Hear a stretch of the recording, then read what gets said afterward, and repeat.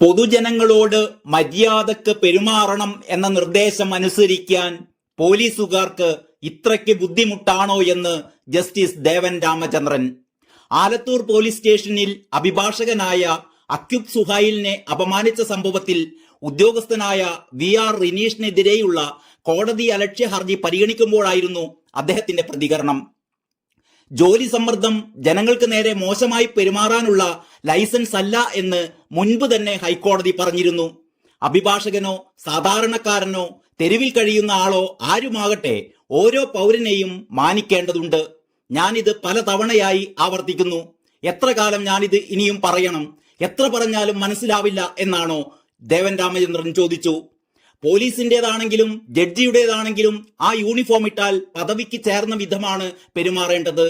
ജനങ്ങൾക്ക് ആ യൂണിഫോമിൽ വിശ്വാസമുണ്ട്. അതിനർത്ഥം ജനങ്ങൾക്ക് മേൽ അധികാരം പ്രയോഗിക്കണമെന്നല്ല. സമ്മർദ്ദമാണെന്ന് പറഞ്ഞ് അതിക്രമം കാണിച്ചാൽ വകവെച്ചു തരാൻ പറ്റില്ല. അഭിഭാഷകനോട് ഇങ്ങനെയാണെങ്കിൽ സാധാരണക്കാരന്റെ അവസ്ഥ എന്താകും? ജനങ്ങളോട് മര്യാദക്ക് പെരുമാറണമെന്നത് ഇത്രയ്ക്ക് ബുദ്ധിമുട്ടാണോ? ജോലിയുടെ സമ്മർദ്ദം മോശം പെരുമാറ്റത്തിനുള്ള ന്യായീകരണമല്ല. പോലീസിന് സമ്മർദ്ദങ്ങൾ താങ്ങാനുള്ള പരിശീലനം ലഭിക്കുന്നുണ്ടല്ലോ. എന്നിട്ടും സമ്മർദ്ദം താങ്ങാനാവുന്നില്ലെങ്കിൽ ജോലി രാജിവെച്ച് ഇറങ്ങി പോവുകയാണ് വേണ്ടത്, അദ്ദേഹം വിമർശിച്ചു. സംഭവത്തിൽ കോടതി ഇടപെടലിനെ തുടർന്ന് റിനീഷിനെ സ്ഥലം മാറ്റിയിരുന്നു. വാഹനാപകടവുമായി ബന്ധപ്പെട്ട കേസിൽ വാഹനം വിട്ടുനൽകാനുള്ള കോടതി ഉത്തരവുമായി എത്തിയ അക്യുബ് സുഹൈലിനെ SI അപമാനിക്കുന്ന ദൃശ്യങ്ങൾ പുറത്തു വന്നതിനെ തുടർന്നായിരുന്നു കോടതിയുടെ ഇടപെടൽ. കഴിഞ്ഞ തവണ കേസ് പരിഗണിച്ചപ്പോൾ താൻ സംഭവത്തിൽ ഖേദിക്കുന്നു എന്നും നിരുപാധികം മാപ്പ് പറയാൻ സന്നദ്ധനാണെന്നും റിനീഷ് അറിയിക്കുകയുണ്ടായി.